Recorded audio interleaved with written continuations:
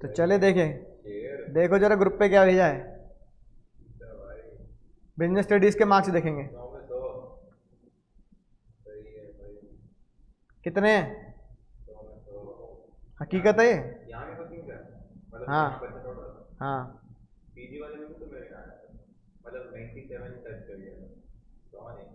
दूसरे कितने हैं? तीसरे कितने हैं? क्या बन गई है ना। तो यानी अभी तक जितनों भेजे हैं मुझे, है ना, अभी तक हमें जितनों ने वो भेजे हैं, तो 3 बच्चों के अभी तक 100 में से 100 हैं, है ना। आग लगा दी ना। तो ये आग इसलिए लगा दी क्योंकि मैं तुम्हें बताना चाहता हूं कि ये हकीकत है, ये मुसीबत और ये सपना नहीं, हकीकत है ये, ठीक है ना। और 99 वाली मार्कशीट इसलिए नहीं भेजी कि 99 वाली बहुत हैं, बहुत सारी, उसमें यूट्यूब वाले बच्चे भी हैं बहुत, ऐसे नहीं यूट्यूब पे भी नहीं, 98 99 के बहुत सारे बच्चे हैं। 98 में 95 प्लस 100 बच्चे हैं, 100 बच्चे ऐसे जिनके 95 प्लस मार्क्स है बिजनेस स्टडीज में, ठीक है। अकाउंट्स में 98 97 ये सब भैया ना। तो भाई 3 बच्चे हैं ना, जिसमें से दो ने वीडियो भेज दी, उनकी वीडियोस भी है ना, मैं तुम्हें ग्रुप पे भेजता हूं। एक बालक ने जो भेजी है ना, तो इससे तुम्हारे अंदर एक मोटिवेशन आएगा सर कि अगर कोई बच्चा ला सकता है ऑफलाइन पढ़ के भी, है ना, ऑनलाइन पढ़ के भी, कहने से कुछ नहीं होगा भाई, बहुत मेहनत करनी पड़ती है। अभी मैं बताऊंगा कि मैंने जब उससे बात करी, उस बच्चे से, जिस बच्चे को मैं तुम्हें भेज रहा हूं, तो इसने मुझे क्या बताया कि सर कैसे, है ना, पेपर प्रेजेंट किया। तो जैसे ही मैंने, है ना, जैसे मैंने तुम्हें लास्ट क्लास में बताया था कि पेपर प्रेजेंटेशन कैसे करनी है, बिल्कुल डिट्टो, बिल्कुल बच्चे ने वैसी प्रेजेंटेशन करी। और साथ में जो पिक्टोरियल प्रेजेंटेशन थी हर एक क्वेश्चन में, बल्कि उसने ये बोला सर एमसीक्यू छोड़ के, है ना, एमसीक्यू छोड़ के बाकी जितने 60 मार्क्स का पेपर था मेरा, पूरे 60 मार्क्स में मैंने, चाहे वो 3 नंबर का क्वेश्चन हो, चाहे वो 4 नंबर का क्वेश्चन हो, चाहे वो 6 नंबर का क्वेश्चन हो, सभी में जैसे आपने प्रेजेंटेशन बताई थी मैंने बिल्कुल वैसी करी। साथ साथ मैंने ये भी नहीं सोचा कि वो 5 मार्क्स का क्वेश्चन है, 4 मार्क्स का है या 6 मार्क्स का है, वो 2 मार्क्स का भी था ना, तो 2 में ही मैंने पिक्टोरियल प्रेजेंटेशन करी है। अब स्कूल में आपके कहे ना कहें कि आप करो या मत करो, पर बोर्ड्स में करके आनी है, बोर्ड्स में करनी है सर, करके आनी है। तो ऑनलाइन वाले बच्चे भी देख रहे हैं ना, तो उसकी वीडियो 16 सेकंड की है, देख सकते हो क्या बोल रहा है, तो उससे आपको पता लगेगा कि भाई उसने प्रेजेंटेशन जैसे मैंने करी बिल्कुल वैसी उसने अगर करके आया तो बच्चे के पूरे नंबर आएंगे। हाँ, क्योंकि सारी की सारी मेहनत देखो उसकी है भाई, मैं अपनी मेहनत मानता हूँ 80%, कि मैंने बताया, समझाया, तरीका सिखाया, याद करने के लिए सीक्रेट वर्ड्स भी दिए, कोड वर्ड्स भी दिए, सब कुछ है ना। एग्जाम टाइम में रिवीजन भी करा दिया, सैंपल पेपर भी करा दिए, और एग्जाम के दिनों में सारे में फोन पे रहता था, बच्चों के फोन कॉल पे। हालांकि बिजनेस स्टडीज में इतनी अकाउंट्स इतनी प्रॉब्लम नहीं होती, लेकिन फिर भी, लेकिन 20% मेहनत वही है जो एग्जाम में आपके काम आती है, वो तुम्हें खुद करनी है कि एग्जाम के दिन में मुझे 3 घंटे में पेपर कैसे कंप्लीट करना है। तो यानी कि अगर, है ना, अभी तक जिन बच्चों ने, यूट्यूब के बहुत सारे यूट्यूब से बच्चे करते हैं, उनके भी अच्छे मार्क्स आए, लेकिन अपने जो बच्चे अगर पूरे में से पूरे नंबर ला रहे, तो इसका मतलब ये है कि पूरे में से पूरे नंबर आते हैं, पूरे में से पूरे नंबर आते हैं। और सीबी, इसलिए देखो बच्चे ने ना अपना नाम छुपाया, ना उसने अपना रोल नंबर छुपाया। अगर किसी बालक को शक भी हो ना कि सर आप तो फर्जी बना दोगे, तो भाई सर ने बोला, सर उस बच्चे, तीनों बच्चों ने बोला सर हमारा नाम, है ना, जरूरत पड़े तो फोन नंबर भी दे देना,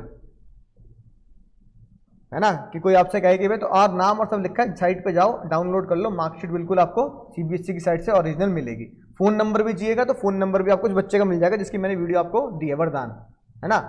तो इसके 100 में 100, अकाउंट्स में 98, बिजनेस में 100, इको में 98% मार्क्स है इसके पूरे टोटल एवरेज, है कि नहीं बात। तो भाई लेकिन कॉमन बात, पिक्टोरियल प्रेजेंटेशन जो मैं तुम्हें देता हूं, चाहे मैं तुम्हें व्हाट्सएप पे भेज दूं, चाहे मैं तुम्हें क्लास में लिखवाऊं, मुद्दा यह है कि उसकी मुझे प्रैक्टिस करनी है, कॉन्सेप्ट से रिलेट करके उसकी मुझे प्रैक्टिस करनी है। मुझे अपने स्कूल के यूनिट टेस्ट में भी लिखना है, मुझे उसको बोर्ड्स में भी लिखना है, प्री बोर्ड्स में भी लिखना है। दूसरा, जो फॉर्मेट मैंने तुम्हें सिखाया प्रेजेंटेशन का, उसी फॉर्मेट में एग्जाम में क्या करना है, पेपर सॉल्व भी करना है। इंपॉर्टेंट कीवर्ड्स को क्या कर देना है, हमेशा हाईलाइट और अंडरलाइन कर देना है। मतलब एग्जाम में हाईलाइट तो ले नहीं सकते, पर अपने ब्लू पेन से क्या कर देना है, अंडरलाइन कर देना है, ठीक है भैया, जो दिखता है वो बिकता है, जो दिखता है उसको हम बढ़िया तरीके से प्रेजेंट करेंगे तभी वो बढ़िया दिखेगा भी। बात समझ में आई ना? इसलिए मैं तुमसे कहता हूं जब टेस्ट दिया करो तो ये सोच के दिया करो ये मेरा क्वेश्चन बोर्ड में आएगा। और अब तो न्यू एजुकेशन पॉलिसी के हिसाब से है ना, तुम्हारे स्कूल में भी बच्चे कहते बता ही दिया है कि 55% 20%, यानी 55% तो CBS हो गया, केस बेस है ना, CBQ केस बेस क्वेश्चन हो गए, 20% MCQ है ना। तो मोटा मोटी 25% ही पेपर ऐसा है जो डायरेक्ट क्वेश्चन तुम्हें देगा, डायरेक्ट, ठीक है ना, कि डायरेक्ट क्वेश्चन दे दिया, right the steps of planning, direct question तुम्हें दे दिया, ठीक है ना, कि कोऑर्डिनेशन के बारे में लिख दो। तो ये डायरेक्ट क्वेश्चन 25% आने हैं, बाकी भी क्या आने हैं सर, केस बेस्ड क्वेश्चन आने। तो जो मैं टेस्ट देता हूं तो उसमें जो केस बेस्ड क्वेश्चन मैं तुम्हें देता हूं उसमें CP है ना, जो पिक्टोरियल प्रेजेंटेशन है, पिक्टोरियल प्रेजेंटेशन 100% बनाया करो ताकि मुझे समझ में आए कि तुम उससे रिलेटेड बना पा रहे हो नहीं बना पा रहे हो। तो पिछले टेस्ट में किसी बच्चे ने बनाए नहीं, कहाँ बनाया तुमने? क्यों, एक क्वेश्चन नहीं था कोऑर्डिनेशन वाला? तो बात तो खत्म, वही खत्म हो गई, फिर क्या फायदा हुआ? अगले टेस्ट में वो कम दूंगा, पूरा केस स्टडी बेस्ड क्वेश्चन दूंगा अगला टेस्ट। ठीक है, ठीक है बच्चों। हाँ तो भाई मैं ये उम्मीद रखता हूं कि चाहे तुम ऑनलाइन हो ऑफलाइन हो, 3 के नहीं सभी के कितने आए, सबके 100 में 100 आए तो मजा भी आया यार, कि मतलब बोले पूरे बैच को ही आ गए, है कि नहीं बात? 50 बच्चे 100 बच्चे 100 में 100 तो मजा भी आए, ठीक है। लेकिन हाँ ये है कि 3 के आए हैं पर 10+ बच्चे ऐसे जिनके 99 आए हैं। 1 नंबर शगुन का काट लिया होगा सर, है ना, राइट। तो 99 वाले बच्चे लाइन लगा कर, मैंने तो तुम्हें 3 ही मार्कशीट भेजी है जिनके 100 में 100 है, बाकी 99 वाले बच्चे है ना, कल रिजल्ट आया तो लाइन लगा के बच्चे, उनके भी मैं मानता हूँ उनके 100 में 100 ही होते हैं। 1 नंबर तो बस एग्जामिनर यूं ही काट लेता, शगुन का काटने की जरूरत नहीं होती, यूं ही काट लिया बस, है ना। 96 98 समझ लिया, हर क्वेश्चन में 1 आध नंबर कट गया होगा, पर भाई 1 ही नंबर काटने से क्या ही मिल जाएगा एग्जामिनर को? तो बच्चे बेचारे कहने लगे सर 1 नंबर चूक गए, और कुछ भी नहीं पढ़ा, सिर्फ ये बुक, सिर्फ ये बुक। और बात कर लेना तुम इस प्रधान से, सिर्फ ये बुक पढ़ी है, और एग्जाम में क्वेश्चन बिल्कुल ऐसी केस स्टडी है जैसे हमारी बुक में है केस स्टडी एंड में, और एंड में सैंपल पेपर। और सैंपल पेपर की कोई भी किताब ले लो, 10 सैंपल पेपर आते हैं, 7-8 सॉल्व होते हैं, 2 अनसॉल्व होते हैं, बस वो 5-6 सैंपल पेपर जो मैंने भी कराए थे, हम अपने RKG के ही देते हैं। तो मैंने हमने RKG के ही 5-5 सैंपल पेपर दिए थे, सबको सॉल्व, वही सैंपल पेपर करे थे। तो 5 सैंपल पेपर और ये किताब बहुत है 100 में 100, और सेम CUET के लिए भी बहुत है, 100% के लिए, है कि नहीं बात? पर ईमानदारी क्या करनी है, टेस्ट मिस नहीं करना। जैसे तुमने कोऑर्डिनेशन वाला क्वेश्चन छोड़ दिया, ये मिस नहीं करना, तो मुझे पता नहीं लगेगा कि तुम उसको लिख पा रहे हो, लिख पा रहे हो, है ना। ऐसी भाई ऑनलाइन वाले बच्चे टेस्ट मत छोड़ा करो भाई, टेस्ट तुम देते हो तो आधे से ज्यादा जिम्मेदार तुम तो एक टेस्ट दे रहे हो, मुझे तो 60-70 कॉपी टेस्ट की चेक करनी है। तो पर मैं करता हूं ना कि मुझे पता लगे तुम काम कर रहे हो नहीं कर रहे। आंसर भेज तो दिए ग्रुप पर, हाँ आंसर भेजे, अभी परसों भेजे सारे ग्रुप पर आंसर। चलिए शुरू करें, तो ठीक है ऑनलाइन वाले बच्चों भी पहले शुरू करते हैं, फिर बात करेंगे। तो उम्मीद है कि 3 चैप्टर हम खत्म कर चुके हैं, है ना, 1 ही महीने में, 1.5 महीने में 3 चैप्टर खत्म होगा, अच्छी बात है। ताकि हम जल्दी खत्म करेंगे कोर्स तो क्या होगा, जल्दी हम क्या कर सकते हैं, रिवीजन और प्रैक्टिस कर सकते हैं।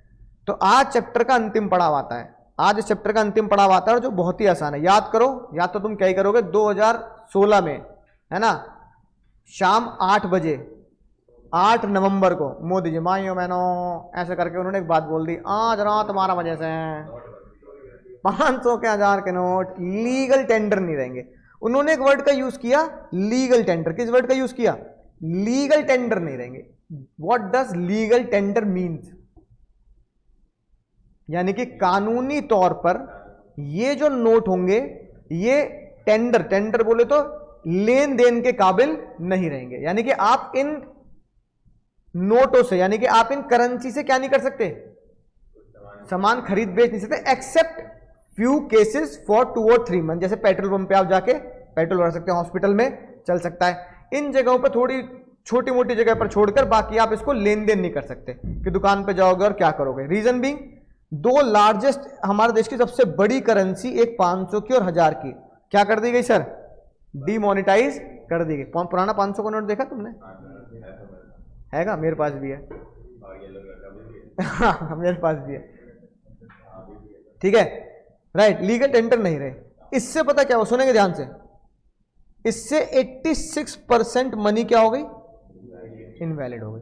तो ये आ सकता नहीं आ सकता एमसीक्यू में, बिल्कुल आ सकता है कि what percentage of money become invalid after the demonetisation. तो 86% मनी इनवैलिड हो गई, यानी कि 14% जो मनी थी वो कौन से नोट थे, 50 के, 100 के और 20 के।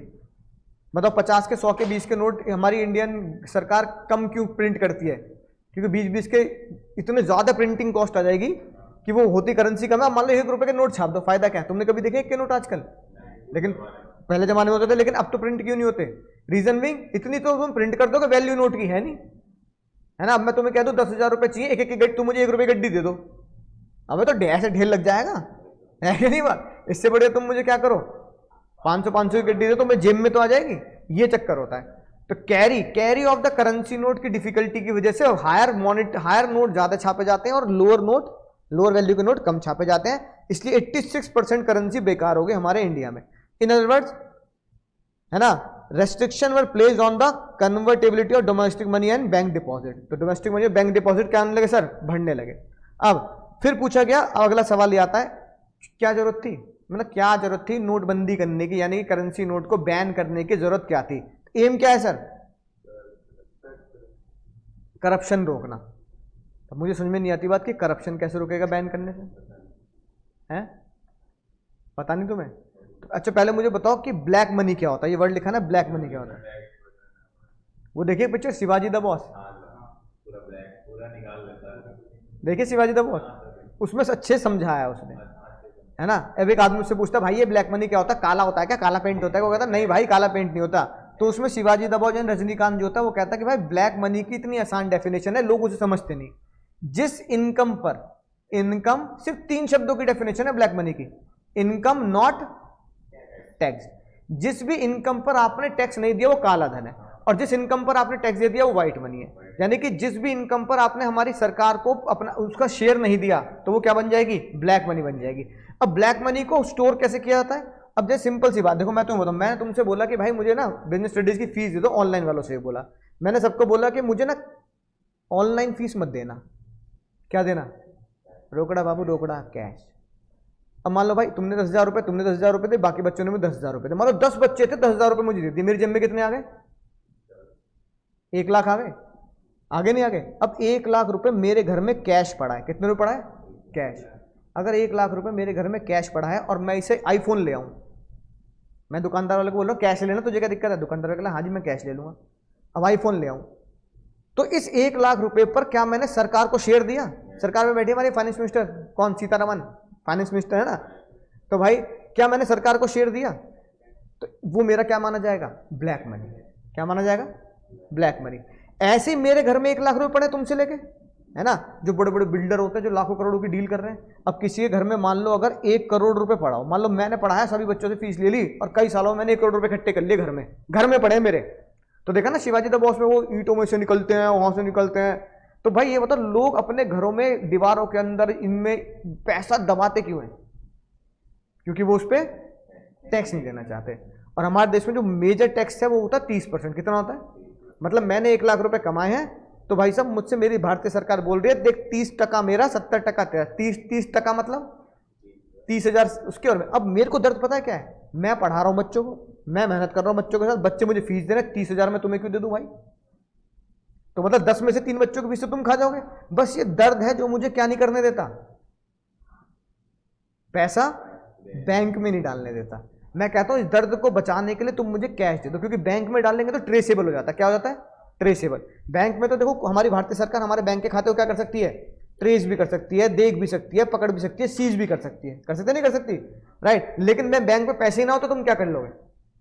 तो 30,000 का जो दर्द है ना, वो मुझे मजबूर करता है कि बच्चों से पैसे क्या लिए जाएं? क्या लिए जाएं? कैश में लिए जाएं। कैसे लिए जाएं? तो ब्लैक मनी इकट्ठा हो रहा है। तो तब सरकार ने देखा कि इतने लोगों के पास कैश पड़ा है, 2-2 हजार के नोट, सॉरी 2 हजार के नोट। तो उन्होंने कहा कि the main purpose of demonetisation is to curb the corruption. कर मतलब रोक लगाना, खत्म कर देना। किसको खत्म करना चाहते हो? है ना, हायर डिमांड। अच्छा बताओ 20 के नोट को बंद क्यों नहीं किया, 100 के को बंद क्यों नहीं किया? क्योंकि वो घर में कैश में ब्लैक मनी की तरह रखे नहीं जाते। मान लो 1000 के 10 नोट हैं तो 100 के तो 100 बने ना, तो 100 नोटों को छुपाने में दिक्कत आएगी या 1000 के नोट को छुपाने में दिक्कत आएगी? 100 है ना। 10 नोट आसानी से छुपा लोगे, 10 नोट आसानी से कहीं भी छुपा लोगे, लेकिन 100 नोट छुपाने में दिक्कत आएगी। इसीलिए ब्लैक मनी हमेशा हायर अमाउंट में ज्यादा क्रिएट होता है, छोटी करेंसी में कम क्रिएट होता है। इसलिए ब्लैक मनी का एम था हायर अमाउंट ऑफ करेंसी को क्या करना, कर्व करना। तो black money generate to income that has not been declare to the tax authority. तो ब्लैक मनी वो मनी जिसको तुमने टैक्स अथॉरिटी को क्या नहीं दिया, बताया नहीं और टैक्स भी भरा नहीं। एम समझ में आ गया? क्या एम था? टू कर्व द करप्शन, ठीक है ना, and specially accumulation of black money को क्या करना है, कर्व करना है। Curve the corruption and curve the black money generated by the income not declared in tax. अब फीचर क्या होगा? ऐसी एक और पिक्चर की फोटो लगा रखी है मैंने, तुम्हें याद हो तो, किसी ने देखी रेड पिक्चर? नेताजी के घर पे मिलते हैं कितने रुपए? 420 करोड़ है ना, 420 500 करोड़ जो भी है ना, 420 करोड़ नेताजी घर पे मिलते हैं। तो वो भी तो ब्लैक मनी है, क्योंकि नेताजी क्या नहीं दे रहे, उन पे टैक्स नहीं दे रहे। तो इसका मतलब सबसे पहला चरित्र क्या निकल के आया डिमोनेटाइजेशन का? Demonetisation is tax administration measure. क्या? Tax administration measure. इसका मतलब क्या हुआ, यानी कि जिन लोगों, अब डिमोनेटाइजेशन में गवर्नमेंट ने लोगों को 2 ऑप्शन दिए। पहला ऑप्शन क्या दिया, जो तुम्हारे घर में ब्लैक मनी है, ब्लैक मनी समझ गए ना, अब जो तुम्हारे घर में कैश पड़ा है जिसमें तुमने आज तक सरकार को बताया ही नहीं और ना टैक्स दिया, एक तो ये है कि गंगा में बहा दो, अब उसे गंगा में बहा दो, यही तो होगा। क्या करोगे? अब किसी के घर में 100 करोड़ 500 करोड़ रुपए पड़े हैं, 1000 के पुराने वाले नोट, 500 क्या करेगा वो? कि लोग मेरे ऊपर चोरी का इल्जाम लगाएंगे, मुझे क्या करेंगे, चोर डकैत उल्टे सीधे इल्जाम लगाएंगे, इनके घर में इतने पैसे पड़े हैं, बताओ भाई शक्ल से कितने शरीफ दिखता है भाई, चश्मा लगा के पढ़ा लिखा दिखता है ना, घर में कितना छुपा रखा है ना, 10 करोड़ 100 करोड़ रुपए कैश छुपा रखा है कि नहीं बात? तो लोग क्या करेंगे, बदनामी करेंगे। जो लोग डरते हैं बदनामी से, तो वो तो गंगा में बहा दो। और जिन्हें लग रहा है कि भाई गंगा में नहीं बहाने, तो सरकार ने उसे ऑप्शन दिया बैंक में दे दो, जाओ तो बैंक में जमा कर दो। तो बैंक में जमा करे, कम से कम ये होगा, गंगा में बहा दे तो तुम्हारे पास कुछ भी नहीं बचा, बैंक में जाके जमा कर दो, हम तुम्हारा नाम गुप्त रखेंगे, मतलब हम किसी को ही नहीं बताएंगे, कि मतलब टीवी में डिस्प्ले नहीं करेंगे, ये देखे गौर से देखे इस चेहरे को, इनके घर में पाए गए 500 करोड़, ये सब काम नहीं करेंगे। तुम्हारा नाम क्या रहेगा, गुप्त रहेगा, तुम्हारे और सरकार के बीच की बात रहेगी। कभी भी, अच्छा बताओ, कभी भी किसी को पता लगा कि किसके घर में कितने करोड़ रुपए थे? नहीं पता लगा ना। बस सरकार ने ये शर्त रखी, सरकार ने बोला जब तुम बैंक में जमा करोगे तो हमारी नजर में आ गया, उस पर क्या दे दो, टैक्स दे दो, और उस पर क्या दे दो, पेनल्टी दे दो। भाई टैक्स तो हमारा बनता है पहले से 30%।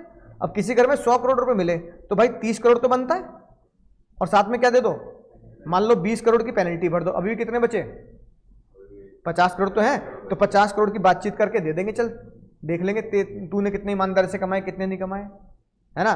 तो भाई इसका मतलब ये हुआ कि tax administration measurement, tax administration measurement से निकला कि आपने अपनी इनकम को डिक्लेयर कर दिया। कहां डिक्लेयर कर दिया, बैंक में। कहां डिक्लेयर कर दिया, बैंक में। और उसके बदले क्या ले लेना, लगे हो ना लाइन में, भाई मैं भी लगाऊं, 2-2 हजार के नोट मिलते थे नए, याद आई बात, ठीक है ना।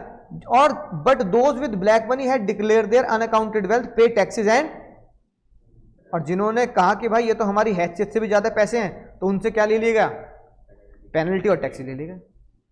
तो सरकार के पास पैसा आ गया, नहीं आ गया, पैसा भी आ गया, तुम एक्सचेंज भी हो गया। इससे एक मैसेज गया किसमें, पूरे देश में, पूरी दुनिया में, कि इंडिया अब कभी भी टैक्स की चोरी को झेल नहीं सकता, टॉलरेट नहीं करेगा ये, है ना। कि तुम क्या कहते हैं, ब्लैक मनी भरे जा रहे हो, तो ये हो सकता है अगली बार किसी दिन प्रधानमंत्री आ जाए देश के, है ना।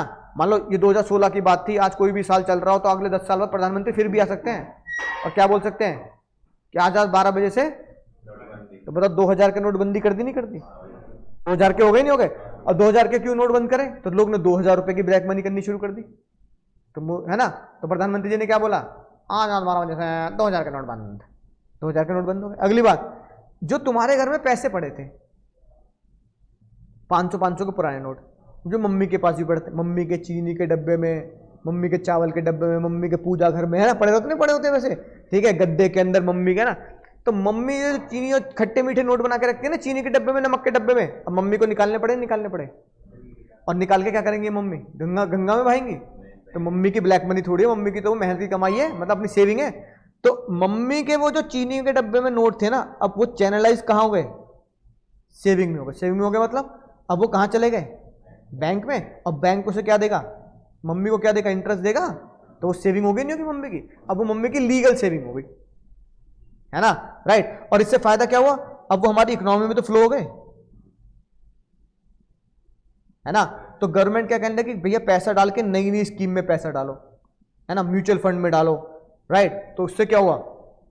दुनिया में इंडिया का इतिहास में सबसे सस्ते लोन मिले 2017 में, क्योंकि बैंक के पास इतना पैसा आ गया कि लोग पैसा दिए जा रहे हैं, मांग कोई नहीं रहा। तो हमारी बैंकिंग सिस्टम ने ये बोला कि भाई लोन ले लो हमसे लो इंटरेस्ट पर।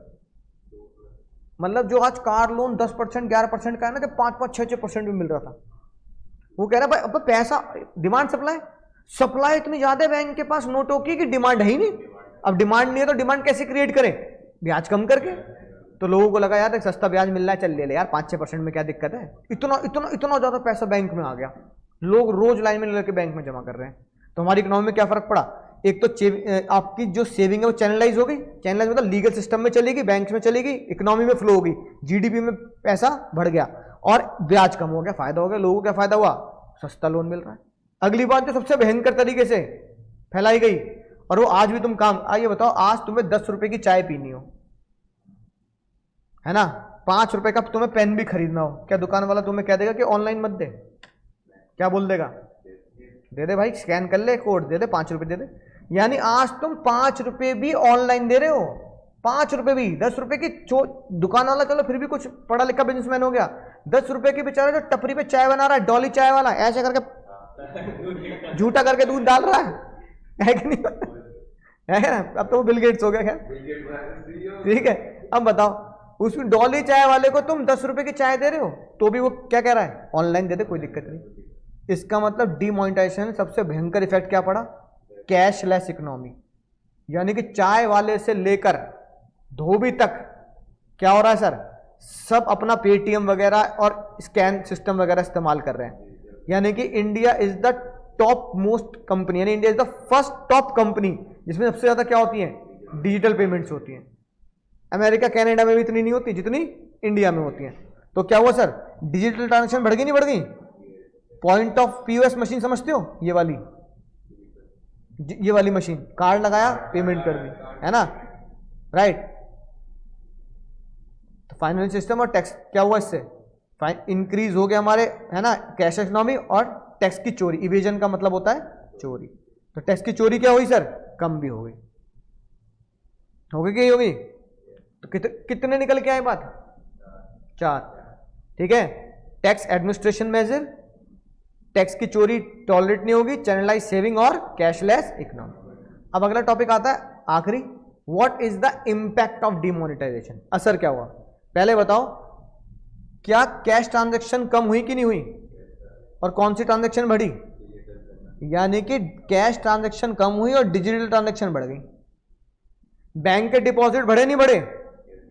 बोलो, बैंक के डिपॉजिट बढ़े, ठीक है, राइट। और सेविंग बढ़ी कि नहीं बढ़ी? अब तो मम्मी जो अपने खुद के पैसे चीनी के और नमक के डब्बे में रखती थी छुपा के, अब मम्मी को भी कहाँ रखने पड़े हो? बैंक में। मम्मी ने कहा क्या करें, मजबूरी, बैंक पे रखो, वरना नहीं रखूंगी तो बेकार हो गए। मेरे घर में फिर भी 10,000 रुपये बेकार हो गए, मेरी मम्मी रख के भूल गई। और जब डिमोनेटाइजेशन खत्म हो गया ना 2018-19 में, जब नया पेंट कराया, तब निकले 10,000 रुपये। मम्मी कहीं दे मारे, 10,000 का नुकसान। कई बार हम इतनी अच्छी जगह वो रख देते हैं संभाल के कि हम खुद भूल जाते हैं हमने पैसे कहाँ संभाल के रखे हैं, है ना। मैंने कहा मम्मी कर दिए 10,000 रुपये बेकार, 500 के नोट 10,000 रुपये कर दिए बेकार। तभी निकल लेते तो कम से कम बैंक में जमा तो कर देते। तो मम्मी की सेविंग तो बैंक में पहुंच गई ना, जो बच गए वो तो बैंक में पहुंच गई। प्राइवेट वेल्थ पे क्या फर्क पड़ा? डिक्लाइन। खासकर पता है किसमें? Real estate. रियल एस्टेट के प्राइस भयंकर तरीके से डिक्लाइन हो गए। बताओ क्यों? जितनी भी बिल्डिंग्स और फ्लैट्स और जमीन बिकती है ना, उसमें मेजरली ट्रांजैक्शन कैश में होती है। किस में होती है? अब इसका कारण बताता हूं, सुनो ध्यान से। दो रेट होते हैं हमेशा प्रॉपर्टी के, सुन लेना ध्यान से। एक होता है सरकारी रेट। सरकारी रेट को पता क्या बोलते हैं? Circle rate. सर्कल रेट 100% कम होता है, मतलब हमेशा ही कम होगा। और एक होता है मार्केट रेट। एक क्या होता है? अब देखो रियल एस्टेट के जो लोग होते हैं वो कैसे लोचा करते हैं। सर्कल रेट यानी सरकारी रेट। सरकारी रेट चल रहा है मान लो एक फ्लैट का 1 करोड़ रुपए, कितना चल रहा है? और मार्केट रेट डिसाइड होता है वहां की सुविधाएं देखकर कि मेट्रो जैसे ये जो बिल्डिंग है इसका सर्कल रेट कम है, मार्केट रेट ज्यादा। रीजन भी मार्केट रेट डिसाइड होता है मेट्रो कितनी दूर है, कितनी दूर है, वॉकिंग है। इस सर्कल डिसाइड होता है कि मार्केट आसपास की लोकल मार्केट कितनी पास है, सब्जी ये सब मिठाई वगैरह आसानी से मिल रही। तीसरा फर्क पड़ता है हॉस्पिटल कितनी पास है ना, transport system, hospital, police station, है ना, ये कितनी दूरी पे, क्योंकि जहां पुलिस स्टेशन होगा वहां चोरी चकारी के चांसेस कम होते हैं। मान लो 52 का पुलिस स्टेशन इस बिल्डिंग के पीछे ही खुल जाए, है ना, राइट, तो पूरे 52 से लेकर आसपास के 8-10 किलोमीटर तक चोरी चकारी नहीं होगी, चोर घूमेंगे नहीं, क्योंकि अगर एक भी चोरी होगी तो पुलिस की बदनामी होती है, बस घर के बगल में चोरी करवा दी, है कि नहीं बात। तो पुलिस वाले कह सकते हैं कि भाई चोरी हुई है 50 किलोमीटर दूर, इसमें हमें क्या पता लगती बात, हम तो बैठे थे 52 में, 62 में हुई है, हमें क्या पता लग रही है। लेकिन 52 में चोरी होकर 52 के पुलिस स्टेशन ये बोल रहा है हम होश में ही ना है ना, तो ये बदनामी की बात होती है। तो इन सब चीजों से मार्केट रेट डिसाइड होता है। तो मार्केट रेट चल रहा है 1.5 करोड़, कितना चल रहा है? सर्कल रेट कितना चल रहा है? तो बिल्डर पता है तुमसे क्या बोलेगा? बिल्डर कहेगा 1 करोड़ तो लूंगा चेक से ऑनलाइन, और कितने बचे अब? 50 करोड़।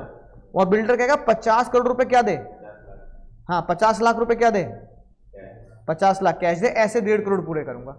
यानी वो बेचेगा तुम्हें मार्केट रेट पर, लेकिन मार्केट रेट में वो तुमसे ऑनलाइन कितने मांगेगा, लीगल मनी कितने मांगेगा, 1 करोड़, और 50 लाख क्या मांगेगा, कैश।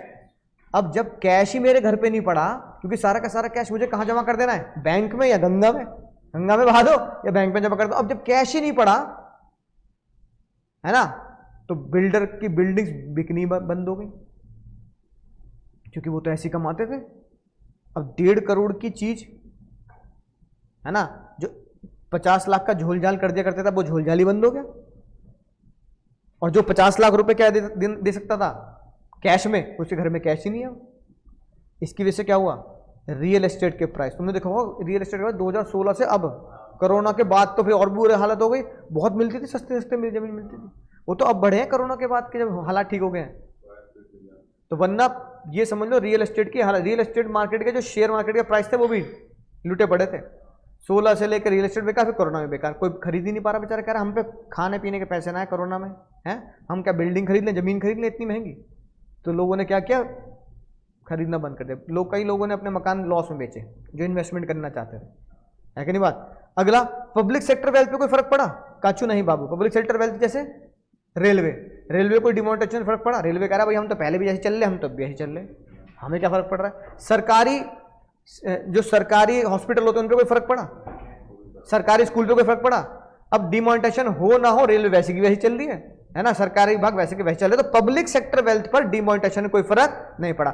लेकिन टैक्स रेवेन्यू बढ़ा कि नहीं बढ़ा बाबू, rise in increase income of tax revenue. ठीक है बाबू लोग, ये ज्ञान सेवा की बात है कि हमारे देश में कब कब डिमोनेटाइजेशन हुई थी। 1954 में भी हुआ था, 2014 में भी छोटे मोटा हो गया था, हमें पता ही नहीं लगा, है ना, 63 में भी हुआ था, 1946 में भी हुआ था, तो कई बार, और 2019 में तो तुम्हें पता ही ये धमाकेदार था, है ना, राइट। तो ये तुम्हारा तब कदा तुम होश में रहे होंगे, है ना, 7वीं 8वीं में होश में रहे होंगे। वो तो बात समझ आ गई। और सत्संग की बात है जो तुम्हें हर जगह दिखी मिलती है ना, तो कई बार 100 में 100 लाने के लिए सत्संग की बातें भी हमें घर पे मोटिवेट करती है। मैं हूं भी ना सामने तो भी तुम मोटिवेट होते रहोगे, है कि नहीं बात, राइट। जो आज की बात ये दिखाती है कि जो इंसान सक्सेसफुल होता है वो अपनी काबिलियत से होता है, और उस काबिलियत का जीता जाता एग्जाम्पल है शेर। बताओ शेर जंगल का राजा क्यों होता है, अपनी कैपेबिलिटी, क्योंकि जंगल में चुनाव नहीं होते। हमारे प्रधानमंत्री, हमारे चीफ मिनिस्टर, राज्य मंत्री, उन्हें हम चुनते हैं, लेकिन क्या सोचो जंगल में कोई शेर को चुनता होगा चुनाव करके तुम मेरे राजा बनोगे। वो राजा अपनी काबिलियत से है, वो राजा अपनी काबिलियत से है कि वो इतना काबिल है कि जंगल के हर जानवर उसे राजा मान सकता है। जंगल में चुनाव नहीं होते, तो राजा बनने के लिए भाई काबिलियत की जरूरत होती है, चुनाव का वेट मत करना, है ना, राइट। तो काबिलियत कैसे होती है सर? मेहनत से आती है। और मैं एक बात हमेशा कहता हूं भैया, इंसान दो चीजों से बनता है, या तो मेहनत से या किस्मत से। किस्मत सबकी नहीं होती और मेहनत हर किसी से नहीं होती, समझ में आई बात? तो या तो किस्मत से बनोगे या मेहनत से बनोगे। किस्मत सबकी होती नहीं और मेहनत सबसे होती नहीं, दोनों बात बराबर है। तो किस्मत तुम्हारी हो ना हो, मेहनत भी तुम्हारे हाथ में है। किस्मत हाथ में नहीं है लेकिन मेहनत तुम्हारे हाथ में। तो किस्मत सबकी नहीं होती, मेहनत सबसे नहीं होती, इसलिए इंसान क्या होता है? काबिल नहीं हो पाता, है कि नहीं बात? मेहनत कर लोगे तो किस्मत साथ देना शुरू कर देगी। तो इसी उम्मीद के साथ बात समझ में आ चुकी होगी कि डिमोनेटाइजेशन वाला कॉन्सेप्ट, है ना, खुलासा कर देता हूं। अगला टेस्ट लूंगा चैप्टर 3 का, तो डिमोनेटाइजेशन में क्वेश्चन जरूर दूंगा, क्योंकि अब ये भी रिसेंटली 2000 का डिमोनेटाइजेशन हुआ है, तो एग्जाम में हाई चांस हो जाते हैं डिमोनेटाइजेशन पे क्वेश्चन बनने की। बोलो सर, समझ में आ गई बात?